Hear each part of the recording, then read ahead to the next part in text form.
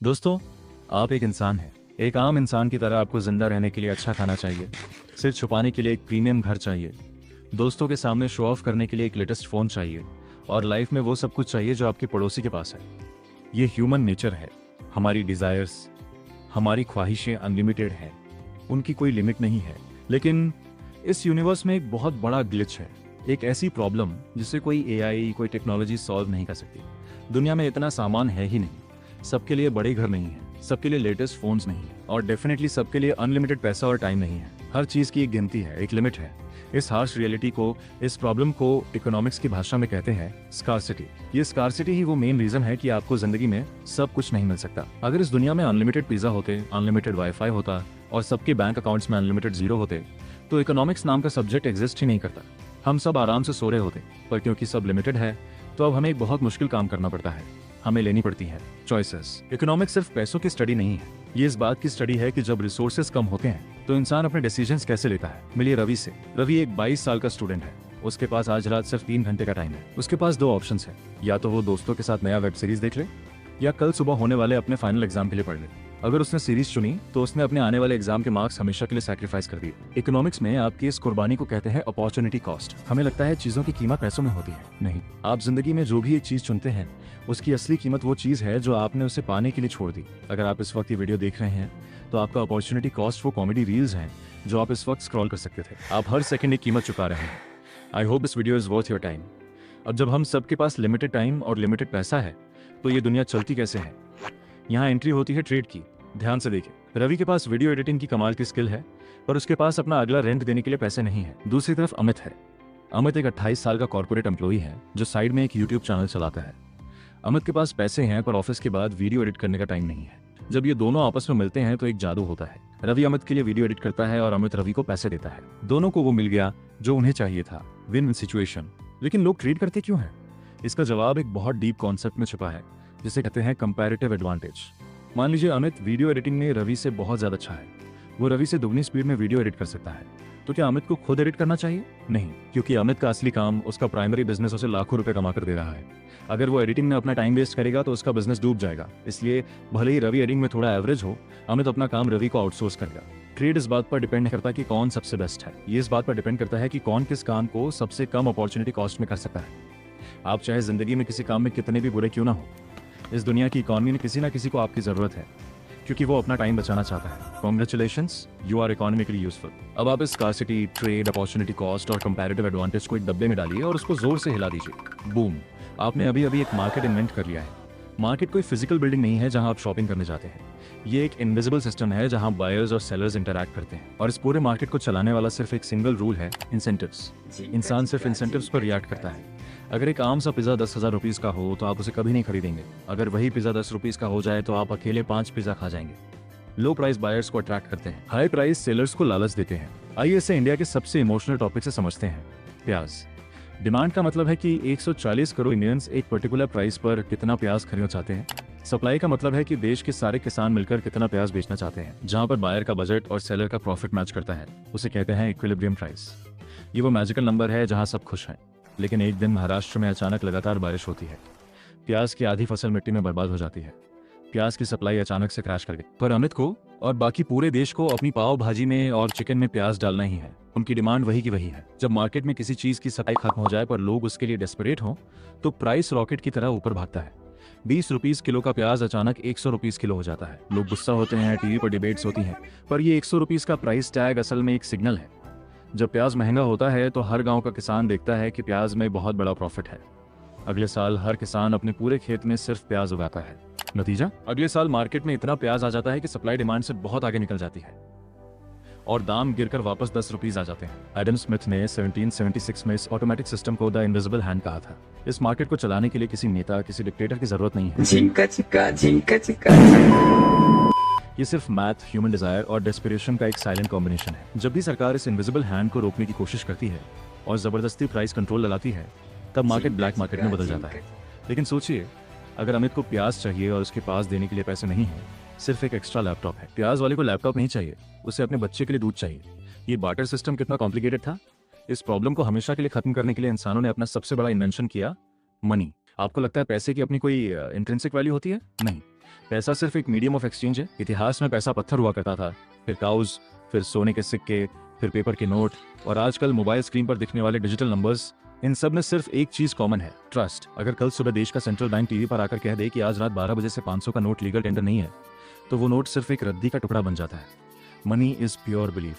ये एक store of value है ताकि आप आज काम करके अपने पैसे कल के लिए बचा सकें। और इस पैसे के मैट्रिक्स को कंट्रोल करने के लिए हमने बनाए बैंक्स।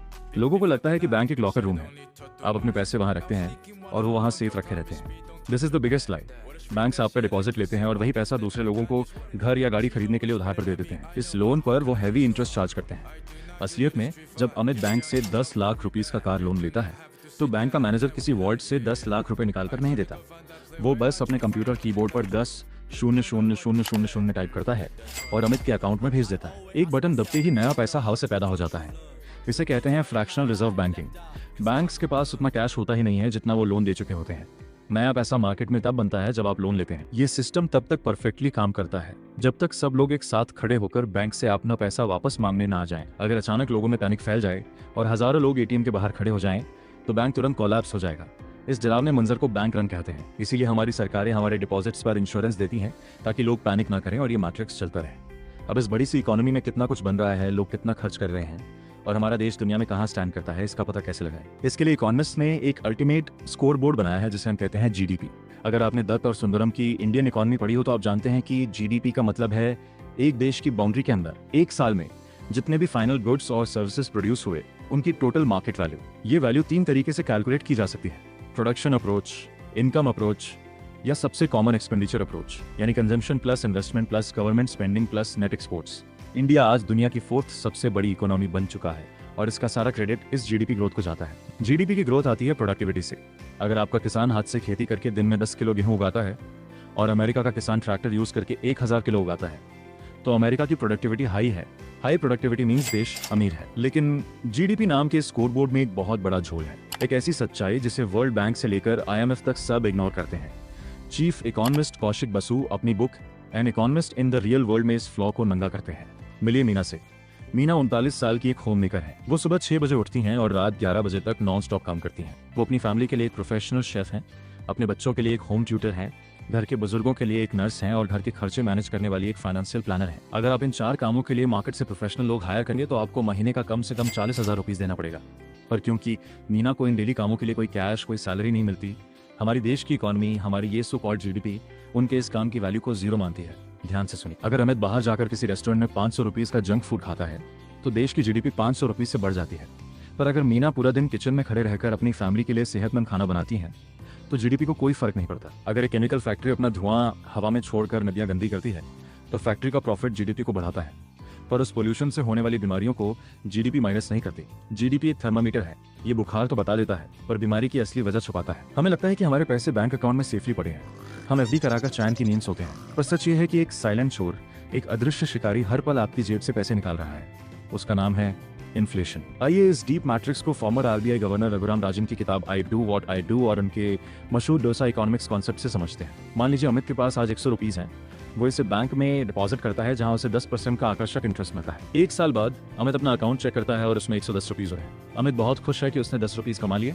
पर पिछले साल अमित जिस स्ट्रीट वेंडर से अपना फेवरेट मसाला डोसा खाता था वो डोसा एग्जैक्टली 100 रुपीज का था। इस 1 साल में देश में महंगाई 12% से बढ़ गई, तो अब उस वेंडर ने अपने डोसा का दाम बढ़ाकर 112 रुपीज कर दिया। अब अमित की रियलिटी देखिए, उसके बैंक अकाउंट में पैसे बढ़कर 110 रुपीज हो चुके हैं, पर डोसा अब 112 रुपीज का हो गया है। टेक्निकली अमित के पैसे बढ़े पर एक्चुअली अमित गरीब हो गया। वो अब अपना कल वाला खाना भी अफोर्ड नहीं कर सकता। ये इन्फ्लेशन का इल्यूजन है जो मिडिल क्लास को कभी अमीर नहीं होने देता। पर ये इन्फ्लेशन आता कहाँ से? याद है प्याज का एग्जाम्पल?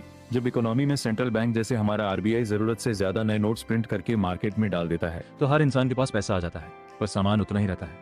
इकोनॉमिक्स का basic rule, when more money ceases the same amount of goods prices explode, जिसे हम इन्फ्लेशन कहते हैं।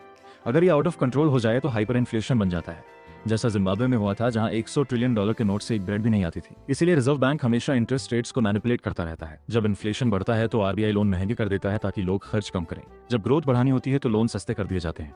लेकिन सरकार इन फ्लाईओवर्स, हॉस्पिटल्स और आर्मी के टैंक्स के लिए पैसा कहां से लाती है? सरकार कोई बिजनेस तो करती नहीं, उसके पास पैसे कहां से आते हैं? जवाब है आपकी जेब से। Welcome to the world of taxes. Taxes एक जबरदस्ती का चंदा है जो आपको देना ही पड़ता है, अगर नहीं देंगे तो जेल जाएंगे। इंडिया में मेनली 2 मेजर टैक्स सिस्टम्स हैं। पहला है डायरेक्ट टैक्स, ये प्रोग्रेसिव होता है, यानी जो ज्यादा कमाता है वो ज्यादा देता है। पर सच्चाई ये है कि देश में सिर्फ 2 से 3% लोग ही इनकम टैक्स भरते हैं। दूसरा और सबसे बड़ा जाल है इनडायरेक्ट टैक्स। अरविंद सुब्रमण्यन ने ऑफ काउंसिल में समझाया है कि कैसे जीएसटी ने पूरे इंडिया को एक सिंगल मार्केट बनाया। पर ये टैक्स बहुत रिग्रेसिव यानी भेदभाव वाला हो सकता है। क्यों? क्योंकि अगर मुकेश अंबानी मार्केट से 50 रुपीज का नमकीन का पैकेट खरीदते हैं और एक डेली वेज मजदूर भी वही पैकेट खरीदता है, तो दोनों ने एग्जैक्टली सेम टैक्स भरा है। मजदूर की आमदनी के हिसाब से उसने अंबानी से लाख गुना ज्यादा टैक्स का बोझ उठाया। जब सरकार टैक्स से जमा किए हुए पैसे से ज्यादा खर्च करने लगती है, जैसे फ्री राशन, सब्सिडीज या इंफ्रास्ट्रक्चर पर, तो उसके बजट में घाटा होता है। इसे फिस्कल डेफिसिट कहते हैं। टीएन निनान अपनी book the turn off the tortoise में बताते हैं कि इस घाटे को पूरा करने के लिए सरकार पब्लिक से और मार्केट से उधार लेती है। इस उधार लेने की रसीद को गवर्नमेंट बॉन्ड्स कहते हैं।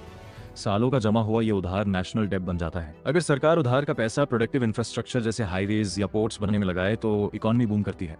पर अगर सरकार सिर्फ इलेक्शन जीतने के लिए उधार लेकर फ्रीबीज बांटती रहे तो इन्फ्लेशन आउट ऑफ कंट्रोल हो जाता है और श्रीलंका या अर्जेंटीना जैसी हालत हो जाती है। दुनिया में कोई भी देश अकेले सब कुछ नहीं बना सकता।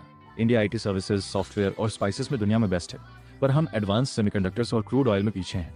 इसलिए हम अपना सॉफ्टवेयर अमेरिका को एक्सपोर्ट करते हैं और बदले में मिडिल ईस्ट से क्रूड ऑयल इंपोर्ट करते हैं। इसे कहते हैं इंटरनेशनल ट्रेड। ट्रेड फिर से उसी कंपैरेटिव एडवांटेज के लॉजिक पर चलता है जिससे रवि और अमित का व्यापार चला था। फ्री ट्रेड की वजह से आज आपके हाथ में एक पावरफुल स्मार्टफोन बहुत सस्ते दाम में है। इसे ग्लोबलाइजेशन कहते हैं। पर इसका एक डार्क साइड भी है। जब बाहर का सस्ता सामान देश में आता है तो लोकल फैक्ट्रीज बंद हो जाती हैं और लोग बेरोजगार हो जाते हैं। इसलिए देश के बिजनेसेस को बचाने के लिए सरकारें कभी कभी बाहर से आने वाले सामान पर भारी टैक्स लगा देती हैं, जिसे टैरिफ्स या प्रोटेक्शनिज्म कहते हैं। ये लोकल इंडस्ट्री को बचाता है पर आम आदमी के लिए चीजें महंगी कर देता है। लेकिन ट्रेड होता कैसे है?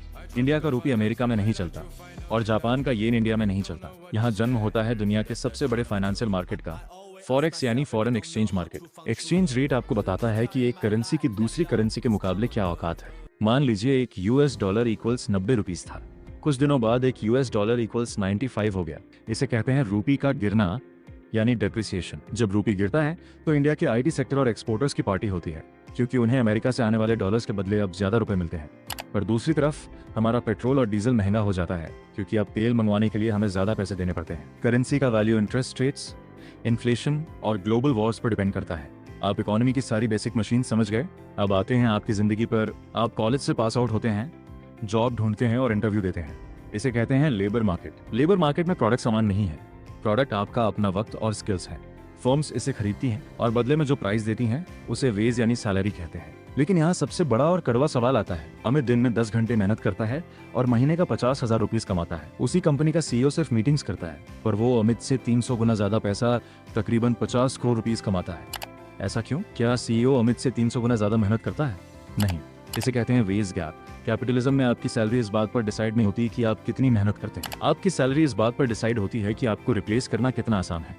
अमित जो कोडिंग या डेटा एंट्री करता है वो कल कोई और नया ग्रेजुएट थोड़ी सी ट्रेनिंग के बाद कर लेगा, यानी हाई सप्लाई ऑफ लेबर। पर $1 बिलियन कंपनी को चलाने वाले ग्लोबल लेवल के सीईओ दुनिया में गिने चुने हैं, यानी लो सप्लाई हाई डिमांड। एक जमाना था जब वर्कर्स अपनी ताकत बढ़ाने के लिए यूनियंस बनाते थे ताकि वो मिलकर मैनेजमेंट से अच्छी सैलरी मांग सकें। पर पिछले कुछ दशकों में आउटसोर्सिंग, स्ट्रिक्ट लॉज और अब एआई की वेव ने इन यूनियंस की ताकत तोड़ दी है। अगर सरकार जबरदस्ती मिनिमम वेज बहुत ज्यादा बढ़ा देगी तो कंपनी सिंपली उस डिपार्टमेंट को ऑटोमेटेड टच स्क्रीन से या एआई बॉट से रिप्लेस कर देंगी। इंसान को कमोडिटी समझना इस सिस्टम का सबसे बड़ा हार्श ट्रुथ है। आपने मेहनत करके सैलरी कमा ली, अब उस पैसे का आप क्या करेंगे? गद्दा के नीचे छुपा कर रखना सबसे बड़ी बेवकूफ़ी है, क्योंकि इन्फ्लेशन उसे खा जाएगा। तो अब आप चाहते हैं कि आपका पैसा आपके लिए और पैसा बनाए। Welcome to the world of finance. Financial markets का एक ही काम है, जिनके पास एक्स्ट्रा कैश है उन्हें उन लोगों से कनेक्ट करना जिन्हें बिजनेस बड़ा करने के लिए कैश चाहिए। इसके अलग अलग लेवल हैं। स्टॉक्स। जब आप शेयर मार्केट में किसी कंपनी का स्टॉक खरीदते हैं तो आप एक्चुअली उस कंपनी का एक छोटा सा हिस्सा खरीद रहे हैं। अगर कंपनी प्रॉफिट बनाएगी तो आपका स्टॉक प्राइस ऊपर जाएगा। यहाँ 90% लोग लॉस खाते हैं क्योंकि वो हाई पर टिप्स पर ट्रेडिंग करते हैं। अमीर सिर्फ वो 10% लोग बनते हैं जो गुरचरण दास या वॉरेन बफेट की तरह अंडरवैल्यूड कंपनीज या हिडन जेम्स को ढूंढते हैं। वो कंपनीज जिनका बिजनेस सॉलिड है पर अभी सस्ते में मिल रही हैं, जिसे growth at A reasonable price भी कहते हैं। बॉन्ड्स ये थोड़ा बोरिंग और सेफ रास्ता है। आप किसी कंपनी या सरकार को एक फिक्स टाइम के लिए लोन देते हैं और वो आपको फिक्स्ड इंटरेस्ट देते हैं। Derivatives, future and options originally किसान और बिजनेसेस के रिस्क को कम करने के लिए बनाए गए थे, पर आज ये ग्लोबल कसिनो बन चुका है। ये बस बेट्स पर बेट्स है। क्रिप्टो ये ब्लॉकचेन पर बेस्ड एक टोटली डिसेंट्रलाइज्ड सिस्टम है जिसे कोई गवर्नमेंट कंट्रोल नहीं करती। कुछ लोगों के लिए ये पैसे का फ्यूचर है और बाकियों के लिए ये बस एक मैथ पावर्ड पोंजी स्कीम है। ये एक्सट्रीमली वॉलेटाइल है। फाइनेंस का सबसे बड़ा नियम है रिस्क रिटर्न ट्रेड ऑफ, जिसका मतलब है जहां रिटर्न ज्यादा होगा वहाँ डूबने का रिस्क भी उतना ही बड़ा होगा। इसलिए इंटेलिजेंट लोग कभी अपने सारे अंडे एक बास्केट में नहीं रखते, वो डाइवर्सिफाई करते हैं। अब हम आते हैं इकोनॉमिक्स के सबसे डीप और सबसे दर्दनाक चैप्टर पर। अगर मार्केट सबको चांस देता है तो दुनिया में कुछ लोग इतने अमीर क्यों हैं और बाकी लोग जिंदगी भर गरीब क्यों रह जाते हैं? किताबी इकोनॉमिक्स कहती है कि बस फैक्ट्रीज लाओ, फ्री मार्केट लाओ और पॉवर्टी खत्म। पर रियलिटी ऐसी नहीं है। असली खेल इंसान के दिमाग का है। यहाँ जन्म लेती है बिहेवियरल इकोनॉमिक्स। हम हमेशा मानते हैं कि इंसान रैशनल है, यानी वो वही करेगा जिसमें उसका मैथमेटिकल फायदा हो। लेकिन Nobel prize winners Abhijit Banerjee और एस्थर डुफ्लो ने अपनी वर्ल्ड फेमस किताब पुअर इकोनॉमिक्स में इस बात को पूरी तरह गलत साबित कर दिया। हमें लगता है कि गरीब लोग इसलिए गरीब हैं क्योंकि वो मेहनत नहीं करते या पैसे सेव नहीं करते। पुअर इकोनॉमिक्स की सालों की फील्ड रिसर्च बताती है कि जब एक इंसान गरीबी में होता है तो उसके पास रिसोर्सेस की तो कमी होती ही है, पर सबसे बड़ी कमी होती है होप की। उसके दिमाग पर बायोलॉजिकल लेवल का स्ट्रेस होता है। अगर उस मजदूर को कहीं से 500 रुपीज मिल भी जाएं, तो टेक्स्ट बुक कहती है कि उसे वो 500 रुपीज इन्वेस्ट करने चाहिए ताकि 5 साल बाद रिटर्न मिले। पर रियलिटी में वो मजदूर उन 500 रुपीज से अपनी फैमिली के लिए एक दिन का अच्छा खाना या EMI पर एक टीवी खरीद लेता है। क्यों? क्योंकि उसकी लाइफ इतनी डार्क और स्ट्रेसफुल है कि उस दिमाग को इमीडिएटली थोड़ी सी खुशी चाहिए। वो कल के इमेजिनरी प्रॉफिट के लिए आज की रियल भूख नहीं कंट्रोल कर सकता। इसे पॉवर्टी ट्रैप कहते हैं। आपको लगता है अमीर लोग अलग हैं? हम सब इरेशनल हैं। हम हाइपरबोलिक डिस्काउंटिंग करते हैं। कल के 50,000 रुपीज से हमें आज का 5,000 रुपीज ज्यादा आकर्षित करता है। हम लॉस एवर्जन का शिकार हैं। 500 रुपीज मिलने की खुशी से ज्यादा 500 रुपीज गुम जाने का दुख होता है। जोमैटो और अमेजन इन्हीं ह्यूमन बायसेस को यूज करके आपसे फालतू खर्चा करवाते हैं। इकोनॉमिक्स नंबर्स नहीं है, ये साइकोलॉजी है। ये सब कुछ किस सिस्टम के अम्ब्रेला के नीचे चल रहा है? दुनिया आज 3 मेजर इकोनॉमिक मॉडल्स में बंटी हुई है। कैपिटलिज्म, जिसे हम पूंजीवाद भी कहते हैं, जहां जमीन, फैक्ट्री और पैसा प्राइवेट लोगों के हाथ में होता है। इस सिस्टम का इंजन है प्रॉफिट। ये इनोवेशन और नई टेक्नोलॉजी के लिए दुनिया का सबसे बेस्ट सिस्टम है। पर इसका नेगेटिव पॉइंट ये है कि ये मोनोपोलीज बनाता है और अमीर और गरीब के बीच की खाई को और बड़ा कर देता है। सोशलिज्म या कम्युनिज्म, इस मॉडल में सब कुछ सरकार के कंट्रोल में होता है। कोई प्राइवेट प्रॉपर्टी नहीं होती। इसका गोल इक्वालिटी है। पेपर पर ये बहुत अच्छा लगता है, पर प्रैक्टिकली जब इंसान का पर्सनल प्रॉफिट का इंसेंटिव खत्म हो जाता है तो वो मेहनत करना बंद कर देता है। यही वजह थी कि USSR फेल हो गया। मिक्स्ड इकोनॉमी, ये हमारी और आज की मैक्सिमम दुनिया की रियलिटी है। इंडिया एक मिक्स्ड इकोनॉमी है, जहां मुकेश अंबानी की रिलायंस और टाटा जैसे जायंट कैपिटलिस्ट फोर्सेस भी काम कर रही हैं, और वहीं सरकार के द्वारा चलाए जा रहे एम्स हॉस्पिटल्स और राशन की दुकानें भी चल रही हैं। ये दोनों का एक बैलेंस है। तो दोस्तों, आज आपने इस 18 मिनट मास्टर क्लास में क्या देखा? आपने देखा कि स्कार्सिटी एक यूनिवर्सल रियलिटी है। हर चॉइस की एक कीमत होती है। ट्रेड दोनों पार्टी को फायदा देता है। मनी सिर्फ एक इल्यूजन है जिसे ह्यूमन ट्रस्ट ने जिंदा रखा है। बैंक्स हवा से पैसे बनाते हैं। इन्फ्लेशन आपकी वेल्थ को चोरी छुपे खा रहा है। और GDP एक ऐसी मार्कशीट है जो एक माँ का बलिदान नहीं देखती। आपने देखा कि वेज गैप मेहनत नहीं, रिप्लेसमेंट वैल्यू पर टिका है, और कैसे पॉवर्टी ट्रैप इंसान को बाहर आने ही नहीं देता।